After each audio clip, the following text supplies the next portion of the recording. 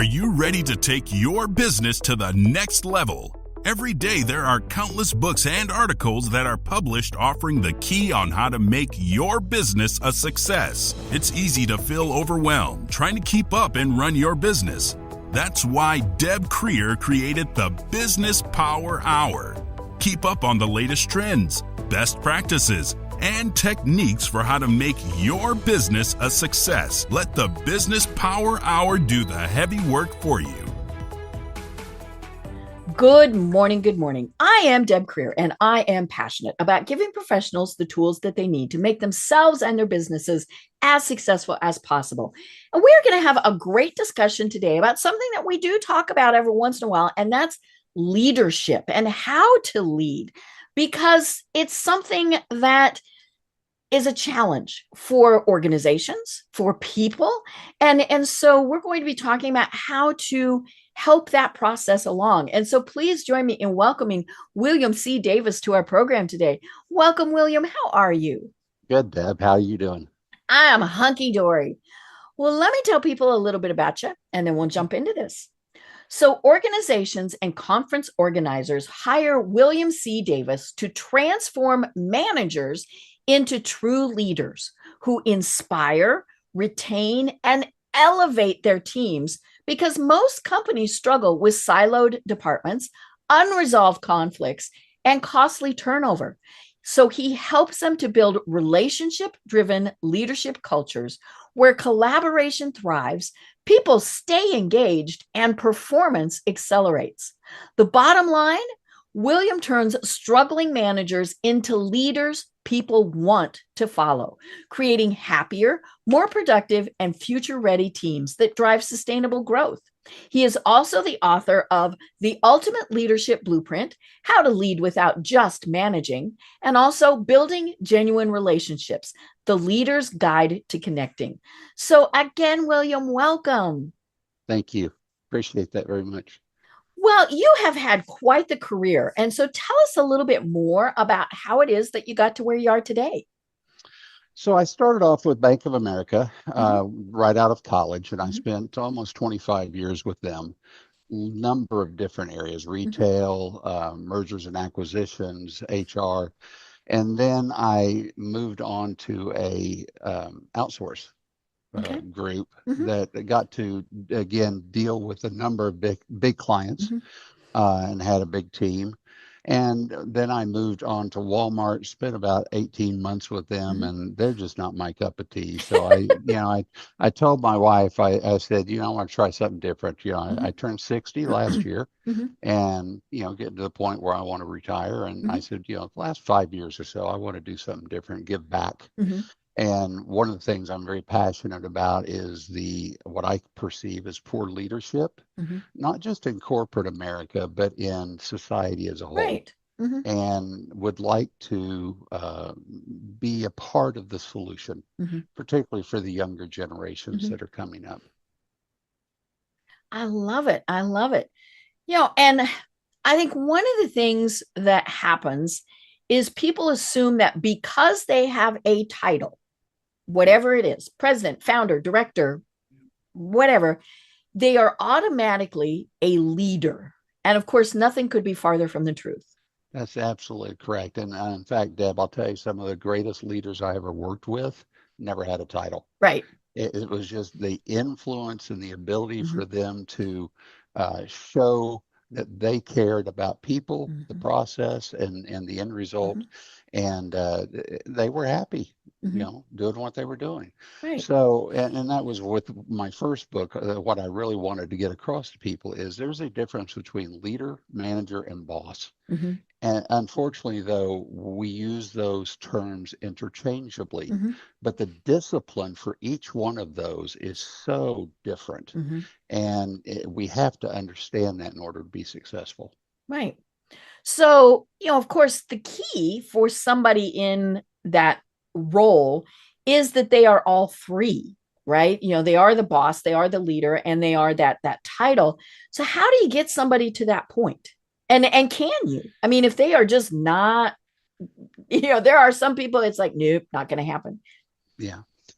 When I was looking at people to determine whether I felt like they could be leaders or not, there Hmm. were two things I did. First of all, I said, if you want to be a leader, if that's what you aspire Hmm. to, you have to convince me that you truly want to be a leader. Okay. Because in my mind, when I want to be a leader, it now becomes about my team, Hmm. about the people that I lead, Hmm. not about me, Hmm. right?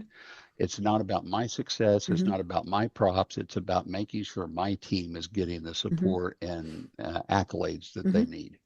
The second thing, though, that I did, Deb, was I always made sure that I saw how they related to friends and family Okay. outside of the office. Hmm. And the reason I did that is if you are asking me to lead a group, Hmm. but yet you treat your friends and family in a horrific manner, Hmm. why do you think I'm going to believe you treat people that Right. Hmm. you're Hmm. not close to in a good manner? Hmm. So those were the two things that I always wanted to make sure I saw. Hmm. They were committed to being a Hmm. leader and they treated, the people closest to them well. Hmm. And then we would move forward with the process. Hmm. I think there are some skills that you can train Hmm. people to be leaders, but I think there are some skills, I think about empathy. I think about unselfishness. Hmm. I'm not sure you could teach those Right. because a lot of people that's an ingrained Hmm. trait Hmm. based upon experiences or whatever, Hmm. and sometimes they just can't get that, and Hmm. and I'm not sure you can teach it. Hmm. Right.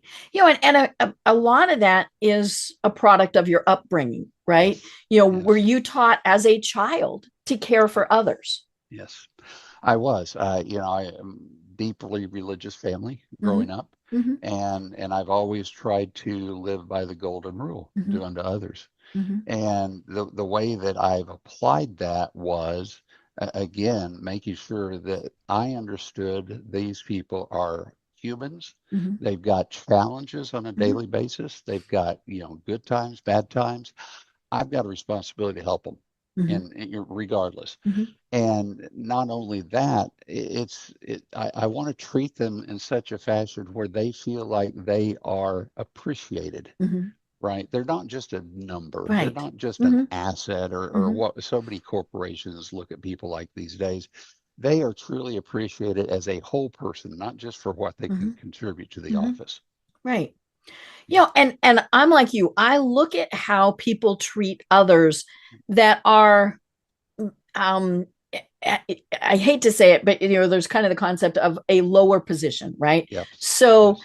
how does somebody deal with the receptionist, Yep. the Starbucks barista, Yep. all of those? And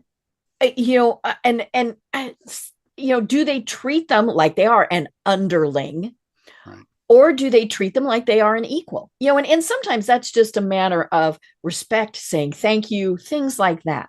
Yes. And you and I were talking about football Mm-hmm. before we started today. Mm-hmm. And I always look at this as like a team Mm-hmm. sport, right? Right. Everybody has a role Mm-hmm. and everybody's role is important. Mm-hmm.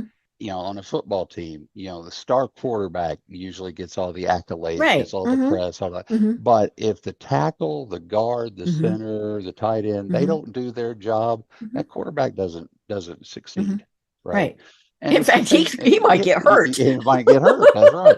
And in fact, it's the same Mm-hmm. in any business. It doesn't Mm-hmm. have to be a corporation. It can be Mm-hmm. an entrepreneurship or whatever. Mm-hmm. Everybody has a role to play, Mm-hmm. and if they're not fulfilling that Mm-hmm. role, or if they're not getting, in particular, the Mm-hmm. support they need to fulfill that role, business is not going Mm-hmm. to be successful. Mm-hmm. And that was one of the things that really finally pushed me to do this.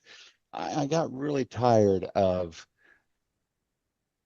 executives, for Mm-hmm. the lack of a better term, Mm-hmm. taking these huge pay increases, taking these huge Mm-hmm. bonus payouts, and giving their underlings, if you Mm-hmm. will, small increments, If anything, if right? anything. Or oh, well, we had record earnings, but your bonus is only going to be 50% of what it should have been because blah, blah, blah. Because Well, I no, got a big bonus. because I got a big bonus. Mm-hmm. I like Mm-hmm. I like the military perspective Mm-hmm. where the men eat first. Mm-hmm. The men are Mm-hmm. taken care of, Mm-hmm.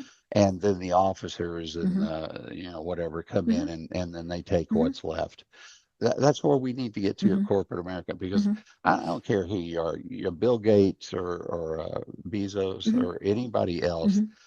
If your people underneath you aren't doing the job, Mm-hmm. you're not making money Mm-hmm. or you're not succeeding. Right. And you need to recognize Mm-hmm. that.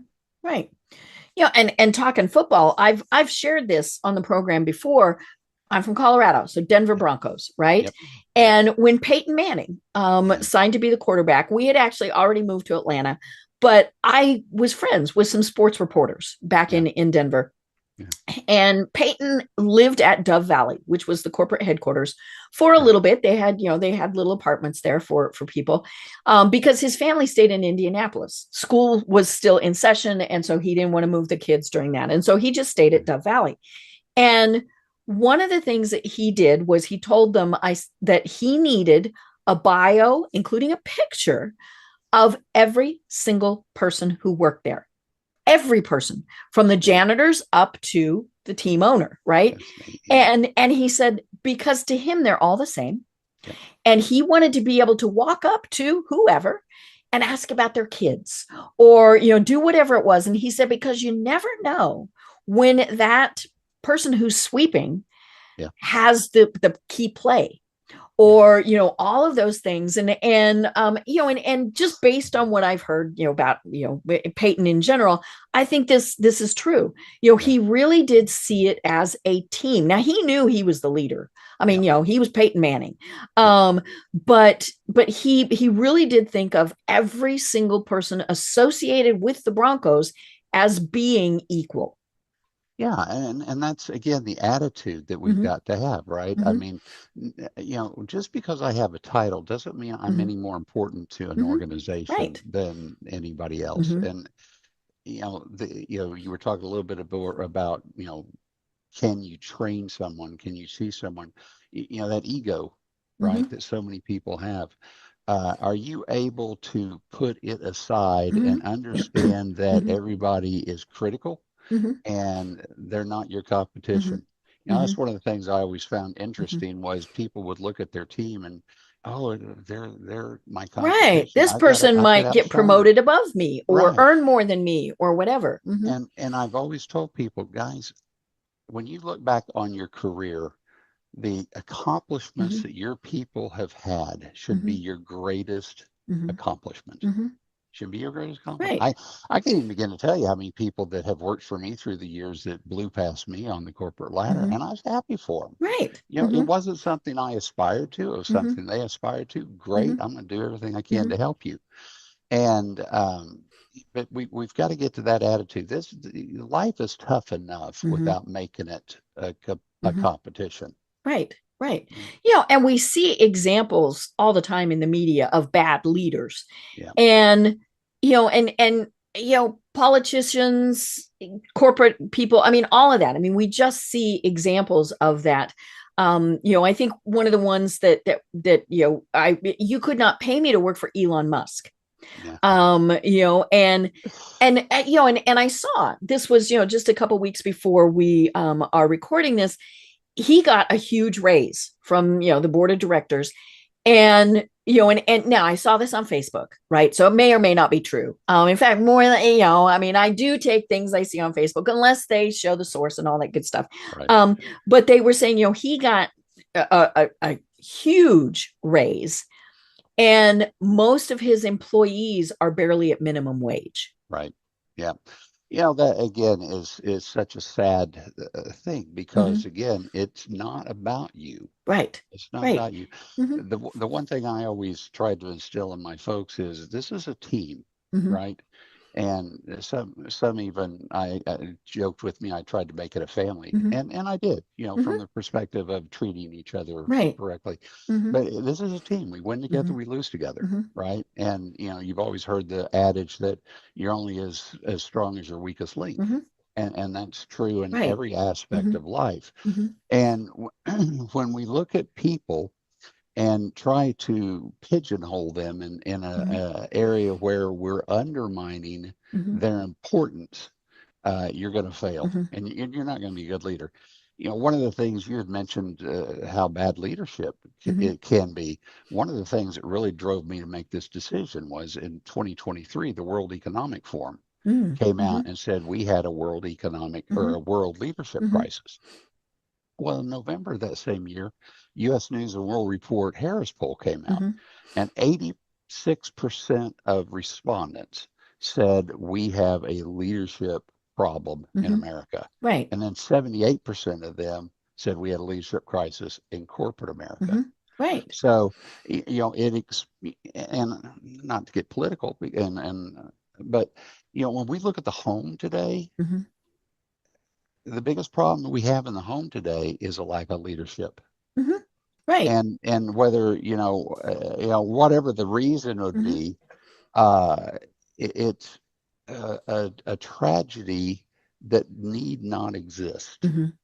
right? If people would just step up and take their Hmm. ownership of what they Hmm. do in life or what they're responsible Hmm. for in life. And so when I look at people and try to convince them that, hey, leadership is complex, Hmm. but it is really very simple at the very core Hmm. of it. And it's again treating people in the right way and Hmm. building the right relationship. Right. Do you think that there is a bit of ego, though, that goes along with being a great leader? Oh, absolutely. I mean, I'm not going to classify myself as a great leader, but as a leader coming up through Hmm. my career, I was one of the biggest egos out there, right? Hmm. It always was about me. Hmm. I always needed to make sure Hmm. that people understood I should get my due or my Hmm. credit, right? Hmm. But I think when you talk about ego, you can look at it from several different aspects. If it's you're talking about the ego where it's just all about me to the downside of everybody else, that can't work. Right. You got Hmm. to put that aside. Yeah, because then But that's where narcissism and all sorts of other absolutely, things come in. Hmm. absolutely. But when you talk about the ego of the pride of the team, the Right. pride of the Hmm. effort, the Hmm. pride of and it's not even necessarily the Hmm. accomplishments, right? I mean, you obviously take Hmm. pride in that, but you're just looking at your team and Hmm. saying, golly, these guys Hmm. really do get it. They Hmm. really do function well Hmm. together. That's a pride that Hmm. I hope people Hmm. have because Right. that's Hmm. again what you're after. Hmm. Right. And I do think it's okay to be proud of your own Right, accomplishments. right. I've been doing this for over 1,000 programs. And I remember one time I was interviewing someone who had a PhD, right? Mm, And I interviewed quite a few folks who have advanced degrees. And in our pre-chat, I said, how do you wish me to refer to you? Is it Dr. So and so? Is it Phil? Is it whatever? And and I and he said, "Oh, just my first name is fine." I said, "I just want to acknowledge that getting that PhD is quite the accomplishment." And but I've also, I had another guest one time who was adamant that I called them Doctor whatever. mhm, mhm. And I did. I mean, I'm going to comply with what they want, but it was just they were two very different people, right? Yeah, One, it was all about me and my yeah. accomplishments, and the other was, it's there. I'm proud that I did it. I'm happy that I did it, but it's only a part of me. Well, and I found particularly people that you were talking about there with the ego Mm-hmm. of it's all about Mm-hmm. me. They always overinflate their importance or their Mm-hmm. contribution to Right. to the success, Mm-hmm. right? And you know, i- your leadership should speak for itself, Mm-hmm. right? It's not something, in my opinion, that you Mm-hmm. should be having to draw attention Mm-hmm. to. Right. When I became a leader,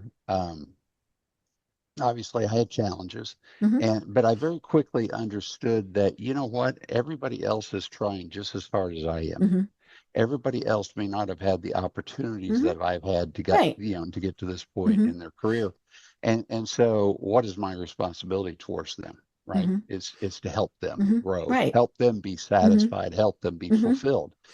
And so when I started looking at it that way, I still, to your point, gained Hmm. fulfillment, gained um, good feelings, Hmm. gained notoriety Hmm. because, hey, they're treating their people the right way. Hmm.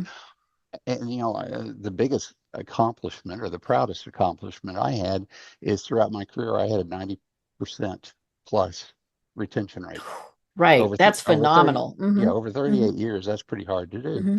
And for a period of about 10 years, my team, we were on the road 75% Hmm. of the time. Hmm. So that's a That's lot of time hard away from, work. yeah, that's Right. a lot of Hmm. time away from him. And one of the things that I made sure was that one, I had rules. We do Hmm. not throw anyone under the bus, Okay. right? Hmm. We win together, we lose together. Hmm. If there's a challenge, we acknowledge it, we Hmm. figure out what happened, we Hmm. fix it, right? I Hmm. don't care if it's your area Hmm. or not. If you have the ability to help fix it, let's get it fixed Hmm. and move on. Right. And the same thing with your area. If something comes up, Hmm. everybody will, rush to help you. Hmm. But then each night we ate dinner together. Hmm. And to the best we could, we didn't talk about work. Right. We tried to talk about family. We talked Hmm. about fun things. We made, Football. oh yeah, we made fun of each other, Hmm. Hmm. and the attitude that they had when they came back in the next morning was, yeah, we still got all Hmm. this work to do, but you know what? I'm Hmm. enjoying, Hmm. the people I'm working with. Right. And when you talk about money, that's Hmm. a hugely important Hmm. thing for people. Right. But enjoying what they Hmm. do and Hmm. enjoying who they work with Hmm. really drives whether people are willing Hmm. to stick around or Hmm. not, right? Right. If they don't feel like they're appreciated, if they don't feel like that they've got friends, they don't feel Hmm. like they're making a contribution, Hmm. then you throw all the money at Hmm. them that you Hmm. want. They may stick for a little bit, Hmm. but then they're gone, Right. right? And Right. so it's a And they cultural might thing. also sabotage some things that, or more importantly, they might not do the best job that they can. Yeah, and not only that, I mean, they take continued learnings and go Hmm. somewhere else, Hmm. right? And Hmm. and so, yeah, and I don't think companies, they say they understand, but I don't Hmm. think they fully understand that when I take somebody who's been in a position 5 or 10 years or been with my Hmm. company 5 or 10 years, and I drive them out the door, Hmm. intentionally, not Hmm. intentionally, the cost of replacing them Right. is not a dollar for dollar, Hmm. right? It's Hmm. at least 40% Hmm. higher Hmm. to replace that person because Hmm. one, you've lost all that experience, Hmm. you've lost all the knowledge, Hmm. you've lost all the Hmm. relationships, Hmm. both internally and externally. Right. Hmm. And so, why we don't do more Hmm. to try to make sure our people Hmm. are satisfied Hmm. in the work they do. Hmm. I think it's very interesting. Every year companies do these satisfaction surveys, Hmm. and leadership is never a very high number. Hmm. Usually 60s, low 70s, Hmm. and they want to know why. Hmm. Well, your people are telling you why. Right. You've got to listen. Hmm. You got to listen. Hmm. And as I got older Hmm. and technology really Hmm. took over, one of the big things in technology is you've got to help your people understand the Hmm. why of what Hmm. you're doing, not Hmm. just that you're doing it, Hmm. right? You can't. It's not enough to say, well, this is what the higher ups want, or Hmm. this is the direction of the company. Hmm. Why? Why? Hmm. When you're able to explain to people the why, they engage, they take Hmm. ownership, and their ability to get creative, Hmm. their ability to think outside of the Hmm. box exponentially grows. Hmm. And what you end up at the end of the day is a better product Hmm. than you would have had Hmm. otherwise. Right. Because people, hey, I'm invested in this now, Hmm. right? I'm invested in it. Hmm. It's important to me for this to succeed. Hmm. I've read this in this journal. I've seen Hmm. this video. I've heard this conference, Hmm. and this is the way other people Hmm. do it, right? Don't inhibit people. right? Let them be hmm creative. hmm And the satisfaction they hmm get out of that because hmm now they have an ownership Right. in what's done. hmm Right. Yeah, And if they make suggestions and you can't implement them, let them know why. right, Because right. if you put something in the suggestion box, and or whatever it is, and it's shot down. I mean, Yeah, there's lots of reasons. I mean, yeah, budget, personnel. I yeah, mean, there's all sorts of things. yeah, But if people don't know why, then they're going to stop suggesting. yeah. And I think the great point there that you're making, Deb, is the suggestions that they make, implement them, don't implement hmm them, but share them, Right. right? Yeah. Make sure that the people higher hmm up know, hey, hmm you know what? Deb's got a really creative hmm mind. hmm She's really thinking outside the box, hmm right? And so they're still getting recognition, hmm even though the idea Right. was something that hmm we didn't hmm implement.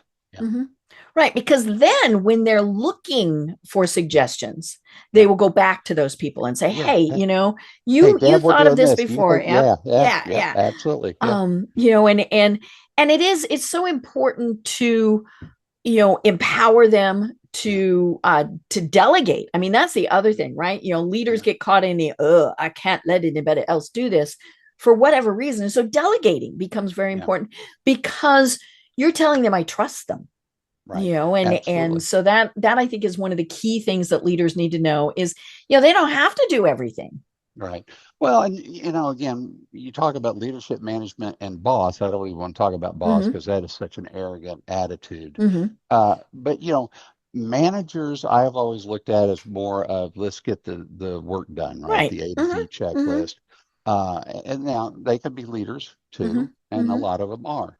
But when I look at a leader, you know, to me, the leadership role is the job, mm-hmm, right? And that's not doing the mm-hmm, A to Z work. mm-hmm, It is, to your point, telling my people, you know what, I trust you to do mm-hmm, this work. I got mm-hmm, your back. mm-hmm, Whatever support you mm-hmm, need, I'll help you. But I trust you to do mm-hmm, this work. mm-hmm. And again, that gives them a sense of, you respect them, Mm-hmm. right? Right. And you have noticed Mm-hmm, their accomplishments, mm-hmm, you've noticed their mm-hmm, contributions, and you feel they're important. mm-hmm, And it's amazing what that little bit of trust in somebody can do mm-hmm. for them. Yeah, Right. Well, and of course, the tricky thing is, and the reason so many people don't is they say, or they think, if somebody else is doing my job, yeah, part, all of it, then why do they need me? you know, and yeah, and I remember one time I interviewed somebody on the program, and he owns a big company, thousands of employees, and he said one of his greatest things was when he went on 2 weeks vacation and nobody contacted him. yeah, And he said, they still need him, right, but the fact that they were able to handle the things, and he told them, you can make the decisions. You're smart people. You know all of this stuff. If it doesn't go right, well, the world will not end. We'll fix it. But you guys can do this. I love that because the first thing I told my people, everything's fixable. Mm-hmm. Right. Everything's fixable, Right. right? We're not going to Mm-hmm. destroy the world. We're not going Mm-hmm. to create some Mm-hmm. kind of cataclysmic Mm-hmm. event that everybody's Mm-hmm. going to suffer. Everything's fixable. Mm-hmm. And I think, two things, to your earlier point, I've had that happen to me a lot during my career. Well, what is your role? What do you Mm-hmm. do? I Mm-hmm. said, well, I lead the group. Well, Mm-hmm. what does that mean? I said, okay, Mm-hmm. take me out of my Mm-hmm. position and let's see what happens. Right. Yeah, because you still Well, need that conductor, that yep, quarterback, that absolutely, whatever. absolutely. Mm-hmm. Yeah. And, when you have that kind of trust in your people, Mm-hmm. then they are bolder, Mm-hmm. they're more creative. Mm-hmm. And again, we go back to this creative, and they have the ability Mm-hmm. to grow Mm-hmm. at a faster Mm-hmm. pace and more in depth Mm-hmm. than if they're always worried about Mm-hmm. what. Right. I had a young lady that came to work for me. And when I interviewed her, I mean, brilliant Mm-hmm. mind and great personality. And I just knew she was going to be a great fit for the Mm-hmm. team. But she was in her mid-20s when she came to work Mm-hmm. for me. And she always said stuff to me and said, "Is this okay? Is this okay? Is this Ah. okay? Is this okay?" Mm-hmm. And I'm like, "Yeah, fine. Mm-hmm. I trust you. Go ahead." Mm-hmm. And this happened for quite a while. And Mm-hmm. and finally I pulled her aside, and she liked to walk during Mm-hmm. the course of the day. And so I said, "Do you mind if I walk with you?" Mm-hmm. She said, "No, no, no, no." So we started walking and talking, and I finally got to the point where I said, "Why are you always asking me if it's okay? Mm-hmm. Why are you always looking for my approval?" Mm-hmm. She had been so severely damaged by Mm-hmm. a previous boss that was Mm-hmm. a micromanager Right. to the Mm-hmm. very extent of every email she sent, she had to have it approved. Mm-hmm. Anything she Mm-hmm. did had to be approved. Mm-hmm. And I said, "Look, I'm not that way. Mm-hmm. I wouldn't have hired you if I felt Right. like I had to Mm-hmm. be that way with Mm-hmm. you. You have my full and complete Mm-hmm. trust. The only thing I ask is if you have questions, still ask, Mm-hmm. Right. right? And two, if something goes wrong, make sure I know first, Mm-hmm. right? Right. And we'll fix Mm-hmm. it." Mm-hmm. And it took a while because she was really damaged, and Mm-hmm. it really made me angry Mm-hmm. to see what they had done to her. But what ended up happening was she started seeing that I was good at my word, Mm-hmm. right? I trusted her. When things came up, and then she decided to take a chance if it went wrong, I didn't bust her chops, Right. right? I was Mm-hmm. like, "That's fine. We Right. live What are we we going to live and learn." learn from Right, this? right. We live and learn. Let's Mm-hmm. fix it and move on. And that's the one thing I think, Mm-hmm. when we were talking about ego, people who can't put their ego aside are the ones that can't Mm-hmm. control their emotions when Mm-hmm. things go wrong. Mm-hmm. And they have to explode, and they have to find a reason, Mm-hmm. and they have to blame somebody. And it's like, well, that doesn't work, Mm-hmm. right? Who cares? Mm-hmm. Fix it and move on. Mm-hmm. We'll deal Mm-hmm. with how do we keep that from Mm-hmm. happening, Mm-hmm. later on. Mm-hmm. And what really irritates me is, we always do projects in particular, and we always have lessons learned. Well, Mm-hmm. we never implement them, Mm-hmm. right? Oh boy, we got to get these documented, Mm-hmm. Mm-hmm. and we do the same product or same Right. project Goes in coming up. that notebook and is on the That's right. shelf That's forever. right. Mm-hmm. Right. Mm-hmm. Right. But when we seriously sit down and say, "Okay, this is what you learned, right? Mm-hmm. And why?" Mm-hmm. And people again, "Oh, I'm being listened to, Mm-hmm. right? I'm being taken Mm-hmm. seriously. Mm-hmm. My comments aren't just, filler." Mm-hmm. And so that ego, you have to again refocus it Mm-hmm. on making sure your people Mm-hmm. understand they're important, they're critical to the Right. process, they're critical to Mm-hmm. success, and you recognize Mm-hmm. that. Right. And we've all seen the leaders that when something goes right, they did it all by themselves, You right? It's betcha. amazing Yeah. how that Yeah. happens. And Yeah. then of course, when something goes wrong, they had no part in it. And I they didn't throw, know. I didn't yeah, know. oh yeah, and there goes that poor team under the bus. Yeah. We've all had experiences with that. And we've all thought, well, I don't want to be here, or I'm going to find some place where I am appreciated. And it's not that hard. I try really hard in whatever I'm doing. If something has gone wrong, ultimately it is my responsibility. You bet. You bet. And I've had people say, well, but who did that? And I will deflect them, and I will say, Yeah. no, No. I am the person ultimately in charge. Yep. But then I also try really hard to say, one me, it was a team. Yeah. And I know it's interesting because we are told that we need to take credit ourselves. I didn't say that right. We need to, to not always deflect. And I think in some cases that is a very female thing. Well, no, it wasn't me. It was my team. Right. But it's okay to say, I was proud to lead this team Right. to this success or whatever it is. Yeah. Yeah. And I had that happen a lot, Mm-hmm. and obviously in my career. to the credit piece, when we were doing our mergers and Mm-hmm. acquisitions, we had to do report outs periodically Mm-hmm. to both our executives and the Mm-hmm. executives of the Right. group that we had purchased. Mm-hmm. And I always wanted my team to do the report outs Mm-hmm. because they did the work, Right. they understood Mm-hmm. everything, and they needed the exposure. Mm-hmm. And they deserved the exposure, Mm-hmm. not just needed it, but Mm-hmm. deserved it. Mm-hmm. I would have other leaders come up to me and say, "You can't do that." Yeah. And I'm like, "Why can't I do that?" Why? Mm-hmm. Well, because if you do that, we have to do that. Ah, you're Oh, gonna make us look gee, bad. yeah, yeah. Mm-hmm. Well, so sad, Mm-hmm. so sad, right? Yeah. It was the right thing to do. Mm-hmm. And I tell people who want to be leaders, I say, guys, even at a leadership level, Mm-hmm. you're going to take hits, Mm-hmm. and sometimes those hits are going to be permanent, Mm-hmm. as in you're going to lose your job and Mm-hmm. you're going to move on. Mm-hmm. I said, but understand the pride that you take in doing the right thing Mm-hmm.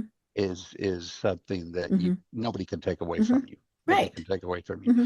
And so when we look at our teams and something goes wrong, I'm like you, Mm-hmm. Deb. I it was my decision. Mm-hmm. It's my team. I Right. take full Ultimately, the responsibility. buck Yeah, stops here. that's right. Well, but he did it. Mm-hmm. I said, well, it was a group decision. Right. Or It was a I group didn't give decision. him the right resources, Right, or exactly. mm-hmm. Or I wasn't clear enough, Mm-hmm. or whatever.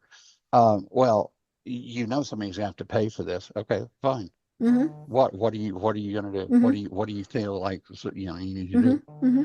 And if it's me that ends up taking the hit, I take the Mm-hmm. hit. Mm-hmm. Don't like Right. it, Mm-hmm. but I'm not gonna, you cannot be in a position where you're constantly Mm-hmm. reprimanding people, Mm-hmm. because when you do Mm-hmm. that, all you do is demean them. Mm-hmm. You take their creativity Mm-hmm. away, and again, there's that word Mm-hmm. creativity, Mm-hmm. right?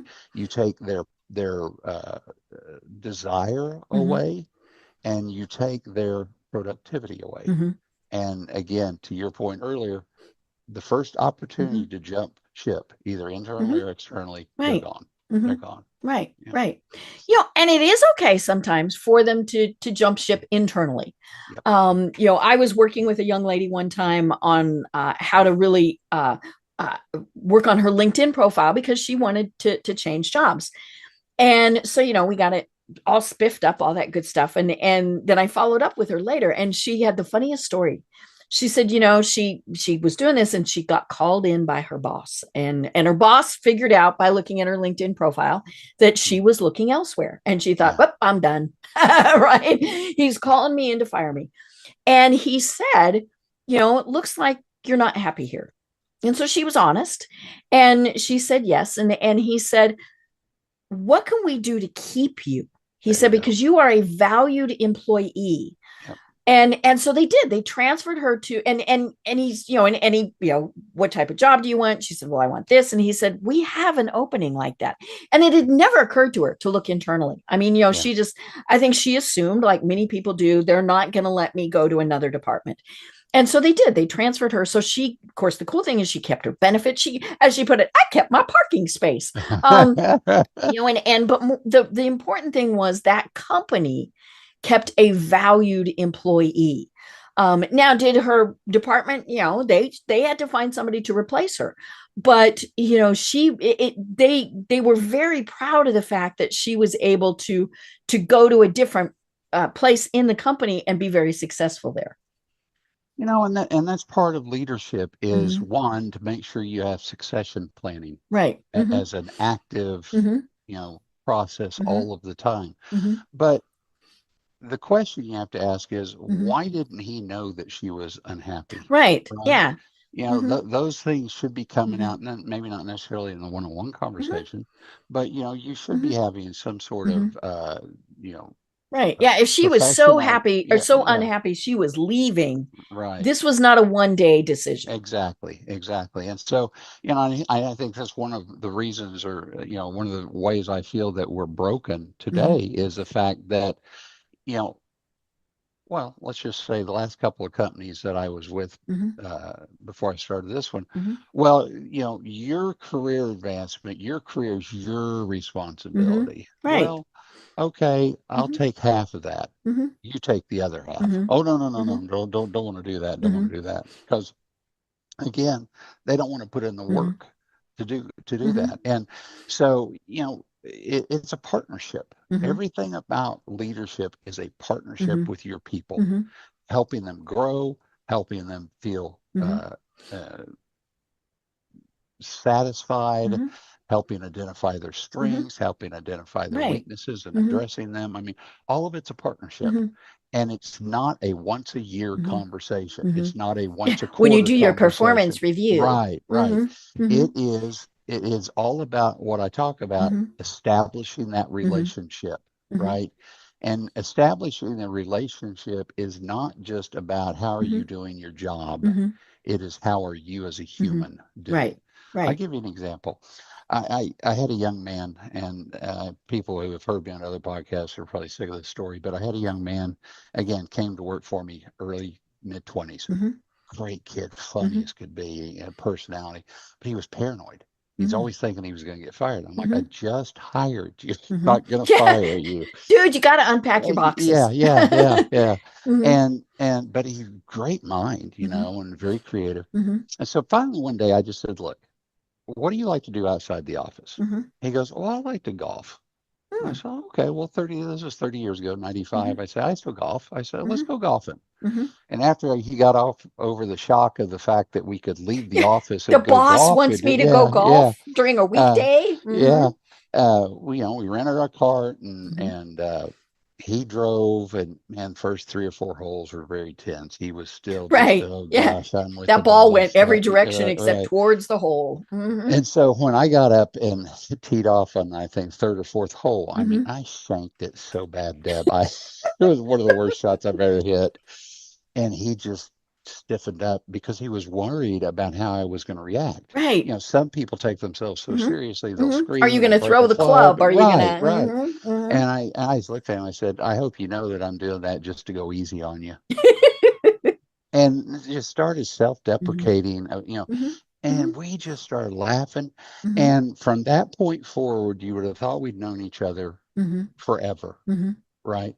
And so my goal in getting to know my Mhm. people was I have to get to know them as a person, Mhm. right? Mhm. And I have to do that in such a way that's comfortable for them. I can't Right. bring them into my office. I Mhm. can't bring them into a boardroom and say, "Hey, let's get to know each other." Yes. Tell me That does, everything about yeah, you. that Mhm. doesn't work. That No. doesn't work. Mhm. I've got to get them in an atmosphere Mhm. where they're comfortable, Right.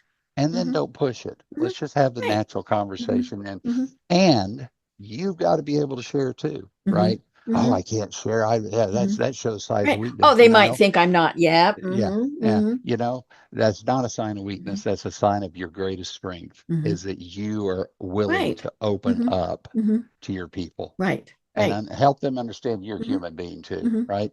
Because at the end of the day, when I get to know Deb, Mhm. I understand what's going on in her life, Mhm. and I understand there's a certain boundary there that you have to Right. be very Mhm. careful with, Mhm. but I know what's going on in her life. Mhm. And when she comes in the office and she's out of sorts, Mhm. I know, hey, here's how I'm going to Mhm. approach her to not be nosy. I don't have to Mhm. know what's going on, Mhm. but I have to be able to help get her through Right. the Right. day or the Mhm. week or the Mhm. situation. And it may be as simple as saying, hey, you know what, Deb, work from home.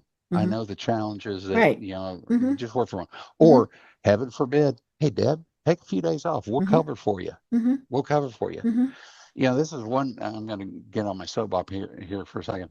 This is one of the things I really hate about how we have changed Mhm. as corporate America. Instead of having very bucketed vacation and sick time, Mhm. we've now gone to this PTO and Right. it's all Yes. You mixed and have oh, 21 you have, days or yeah, 7 or or you have as many days as you Mhm. need, Mhm. and that's a pile of garbage. Mhm. Nobody's Mhm. going to give you that. But people are very leery of using those Right. because now it's not a, hey, I have vacation, I need to Mhm. take it. Hey, I have PTO that I need to take. Oh, Mhm. well, but we've got this going. Yeah. Well, we have this important project. Right. Mhm. It's almost like we Mhm. have moved Mhm. to a system of thinking to where we want, and I hate to Mhm. use this word, but we screw our people Mhm. at every turn. Mhm. right? And they don't feel Mm-hmm. comfortable taking advantage Mm-hmm. of the things that are due them. Right. Mm-hmm. Yeah. Mm-hmm. Right. And then they get resentful. They get, all of those Yeah, various things. exactly, Mm-hmm. exactly right. Right. And again, at the end of the day, when someone has challenges, it Mm-hmm. does no good for me to force Mm-hmm. them to live in a reality Mm-hmm. where they're unhappy, Mm-hmm. where they're thinking about something else. Mm-hmm. Just help them get through Mm-hmm. it so they don't damage their Mm-hmm. career, they don't damage the Mm-hmm. work that you're doing, Mm-hmm. and they don't damage the relationship they Mm-hmm. have with everybody else, Right. right? Right. Because Mm-hmm. it's a two-pronged approach for me. One, I've got to get to know the Mm-hmm. person that works for me, Mm-hmm. but then I've got to make sure I understand how, if I have this team of 10, 20, 30, Mm-hmm. 40, 50, how do I get them Mm-hmm. to work together, right? Right. How Right. do I Mm-hmm. navigate the egos, Mm-hmm. right? Good, bad, indifferent, Mm-hmm. of those people, Mm-hmm. again, Mm-hmm. to keep the core premises Mm-hmm. of we don't throw each other Mm-hmm. under the bus. Mm-hmm. We win together, we lose Mm-hmm. together. Right, right. And you can't always force those things, right? That's exactly When right. I was in Yeah. corporate America, the company I worked for had the retreats where you went and did the physical, like the Yeah. fall and people caught you. No, I might love those people, I might trust them dearly, but I'm not going to trust that they're going to catch me. Right. And I- those those never see, and I think I'm hoping, I mean, I haven't been in corporate America for 20 years. I'm hoping those have just gone away. Yeah. And there are certainly team building things that you can do. We hear about companies that go and build a Habitat for Humanity home, Yeah. all of those things. But you will have people who are gonna bash the heck out of their fingers if you give them a hammer, Yep. or that's just not what they want to do. Going and playing softball or going out for drinks. All Mhm. of those things that might be team building, and I'm putting that in my air quotes. But if first of all, if somebody feels like they are forced to do it, it's not gonna work. But some of it is just looking around at their office space. Yeah. They've got a picture of their kid playing soccer. Yep. They've got a picture of their dog, whatever it is. And you can just ask simple questions. Hey, looks like your daughter's having a great time playing soccer. And then they get to determine how much more they're going to tell you. That's They might exactly just say right. yes, or they might say, "Oh my God, she scored the goal that won the game." Right? And if you opened that up, then let that conversation go where it's going. Don't cut them off. So be careful with your time and their time. Yeah. But yeah, sometimes just simple observation is going to do so much better than the forced type of team building. Yeah, and that goes back to what I was saying earlier about leadership is the job, Mm-hmm. right? Mm-hmm. It's not managing A to Z. Mm-hmm. It's exactly what you're talking Right. about. Mm-hmm. Knowing my team, Mm-hmm. working with my team, Mm-hmm. understanding my team. Mm-hmm. Some of the greatest fun that I ever had as a leader Mm-hmm. was, when we particularly would start a new project Mm-hmm. or we were starting a Mm-hmm. new work, we would just sit down in the conference room Mm-hmm. and I would lay out for them the why. Mm-hmm. Right. We would Mm-hmm. talk about the why because I wanted everybody to Mm-hmm. hear the same thing Mm-hmm. and have the same starting point. Mm-hmm. And then I said, okay, tell me how you would do it. Mm-hmm. Right. And everybody, started, Right. and I said, Mm-hmm. there's no right or wrong. Mm-hmm. Right. That Mm-hmm. we're not gonna say, oh, that won't work. Mm-hmm. Everybody's got the opportunity to Mm-hmm. say, this is how I do it. Mm-hmm. And then we'll talk through the responses that we Mm-hmm. get, and we kind of build out at least maybe the first half of what we're doing and how we're Mm-hmm. doing it and why we're doing it. Mm-hmm. So that way, if we come up with a better way Mm-hmm. than what other people are Mm-hmm. thinking, we can now present it as a group and Mm-hmm. say, hey guys, this is why we think this Right. is the right way. Right. What was neat about it was, they would have fun with that Mm-hmm. because of the relationship they Mm-hmm. already had. They could tease each other and they would, make funny Mm-hmm. suggestions but at the end of the Mm-hmm. day, we came out with everybody feeling like they had Mm-hmm. participated, everybody Mm-hmm. had contributed, and everybody now had a Mm-hmm. stake in it. Right. Right. Well, I want to talk about one of the things that so many people in that position struggle with, and that's the getting rid of somebody. And when I was back in corporate America, I managed a communications department, and we were told, you're cutting, Yeah. and it was basically last one in, first one out. I mean, that was, and now could we have made the case for keeping somebody? Sure. But in essence, it was the last person you hired is going to be the person you laid off. And so I went to this young woman that reported to me, and we were the communications department, so she knew everything that was going on, right? And I told her, I said, I'm really sorry, but I'm going to have to let you go. Seemed like she took it well. She all of these various things. And one of the things that I did as a leader, and I mean, this was just my personal thing. When I traveled, business or personal, I would bring my employees back little things. Now, it was never more than about $5 or $10. I mean, I didn't ever want them to feel, weird about it or anything like that, but like a little stuffed animal or something like that. And, her last day, we take her out to eat. We do all of this stuff. We're trying, and I'm like, okay, what do we need to do to get you a new position where you're going? Things like that.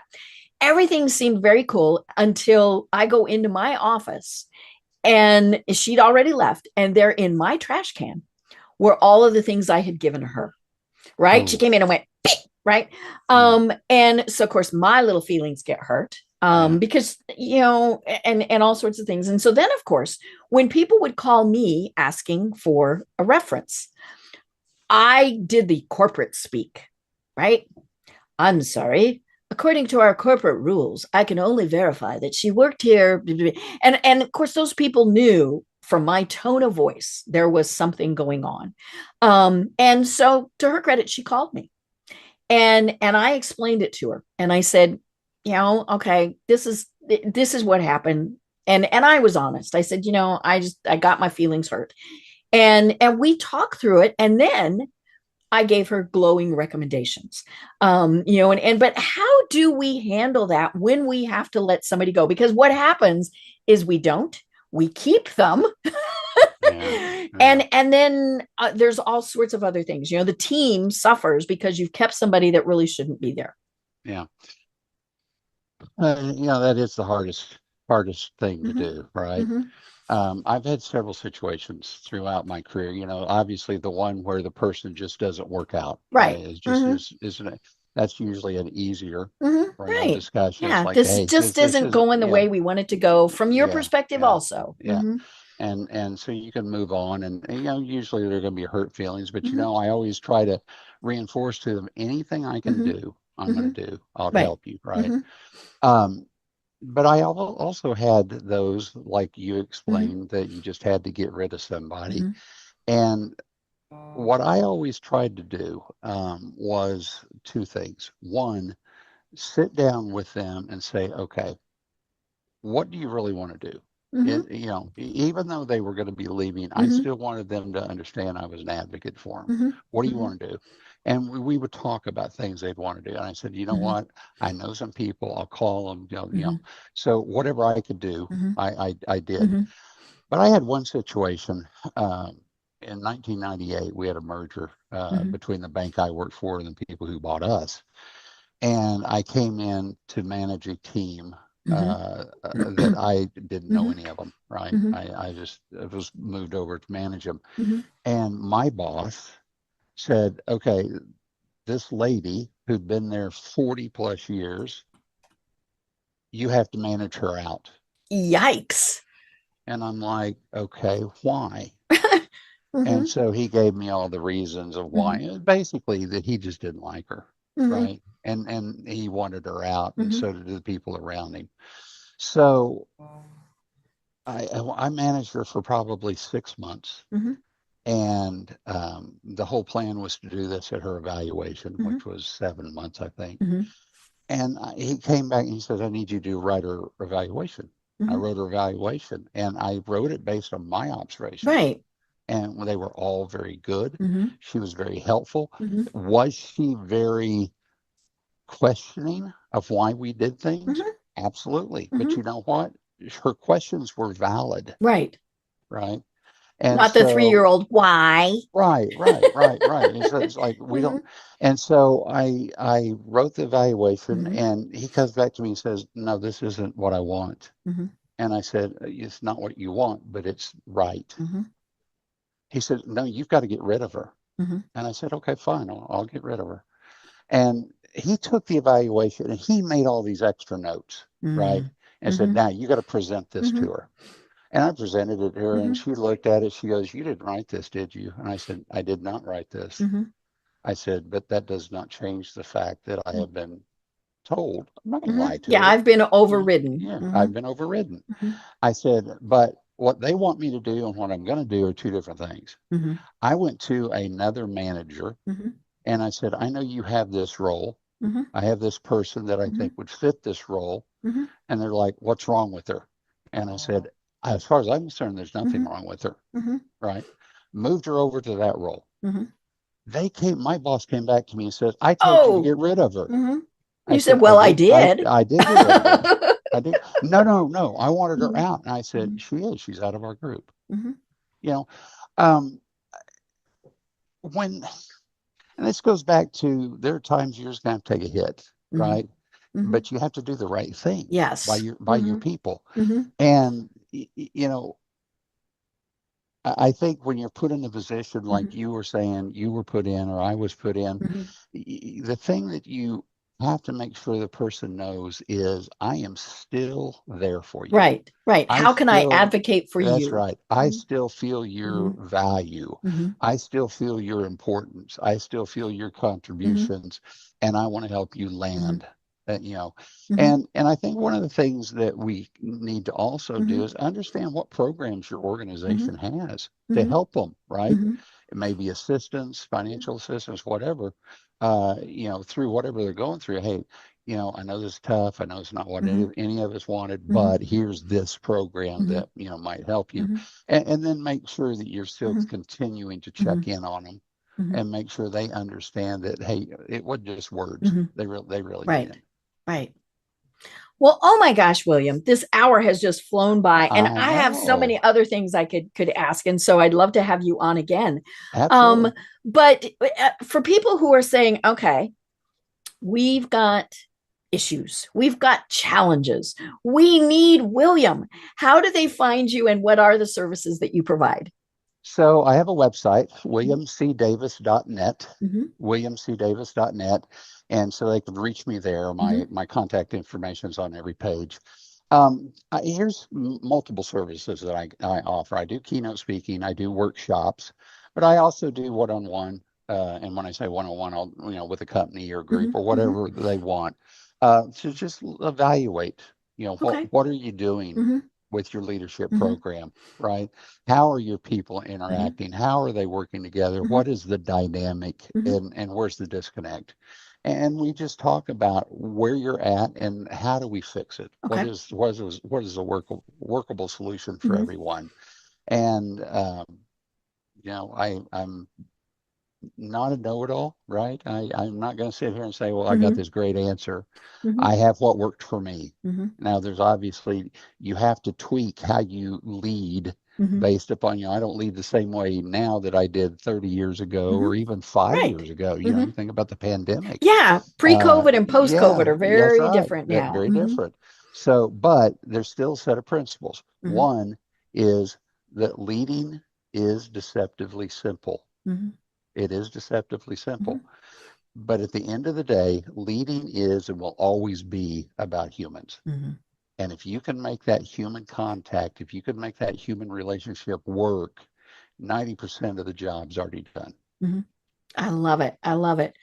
Well, like I said, I'd love to have you on again. But until then, do you have any final thoughts? I mean, what you just gave was great, but do you have any final thoughts that you would like to leave everyone with? Well, I just think that don't ever let it get you down, right? It's a situation again. Everything's fixable. Everything is recoverable, if you will, and you know, be self-reflective and hey, what do I need to do different? I think one of the first things that I always did when, to our point, I wasn't meshing with somebody, so it wasn't just working right. I'd go to somebody that I was meshing well with, that I really respected. I said, okay, what are you seeing? What are you seeing? Right? Always looking at yourself and identifying ways I need to adapt, person to person, situation to situation, whatever, is not a sign of weakness. It's a sign of strength. I love it. Well, I am Deb Creer. I've been having such a wonderful discussion with William C. Davis. And until next time, everyone have a great day. Tune in for our next program for even more trends, best practices, and techniques for how to make your business a success. The Business Power Hour, hosted by Deb Creer, is proud to be part of the C-Suite Network.